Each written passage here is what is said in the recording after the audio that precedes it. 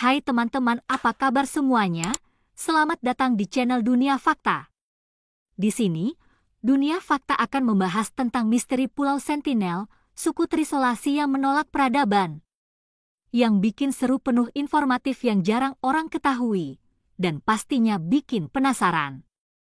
Jadi, siap-siap untuk eksplorasi seru bareng kami, karena konten spesial ini cuma ada di sini. Jangan lupa subscribe, karena perjalanan kita baru saja dimulai.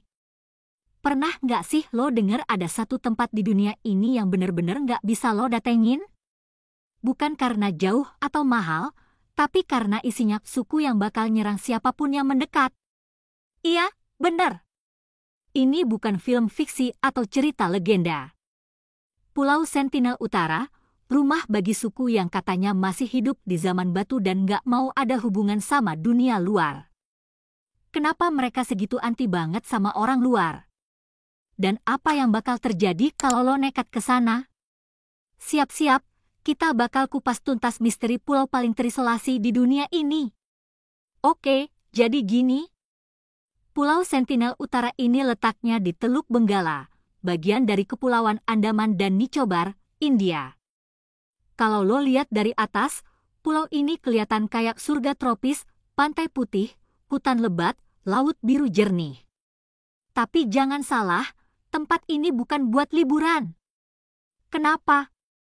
Karena suku Sentinelese yang tinggal di sana nggak segan-segan buat nyerang siapa aja yang coba masuk ke wilayah mereka. Pakai panah, tombak, bahkan batu. Mereka udah tinggal di sana ribuan tahun dan nggak pernah terhubung sama dunia luar. Pemerintah India udah nyerah. Mereka sampai menetapkan larangan keras buat siapapun yang coba-coba mendekat. Bahkan, lo bisa kena hukuman kalau nekat nyamperin pulau ini. Nah, sekarang pertanyaannya, siapa sih mereka ini?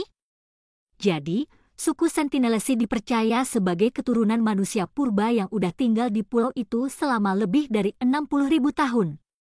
Coba bayangin. 60.000 tahun tanpa listrik, tanpa internet, tanpa Netflix.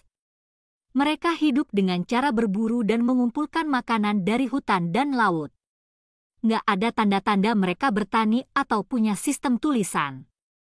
Dan yang makin bikin merinding, kita hampir nggak tahu apa-apa tentang bahasa mereka, budaya mereka, atau bahkan jumlah pasti mereka. Perkiraan sih ada sekitar 50-200 orang, tapi nggak ada yang bisa konfirmasi.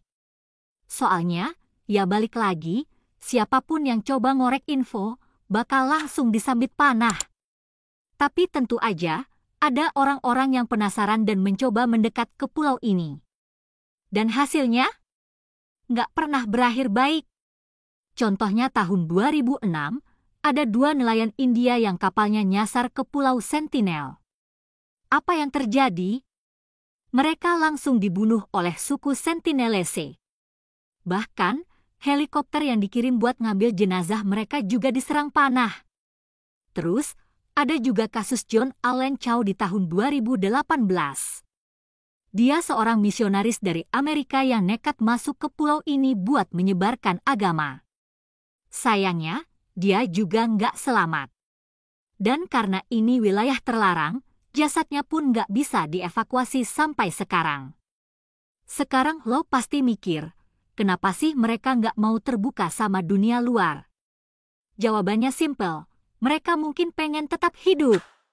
Coba deh pikir, setiap kali suku terpencil berinteraksi dengan dunia luar, apa yang biasanya terjadi? Penyakit baru, eksploitasi, bahkan kepunahan budaya. Lihat aja sejarahnya, suku-suku asli di Amerika, aborigin di Australia, banyak yang punah atau kehilangan identitas mereka setelah dijajah atau dipaksa beradaptasi sama peradaban modern. Suku Sentinelese?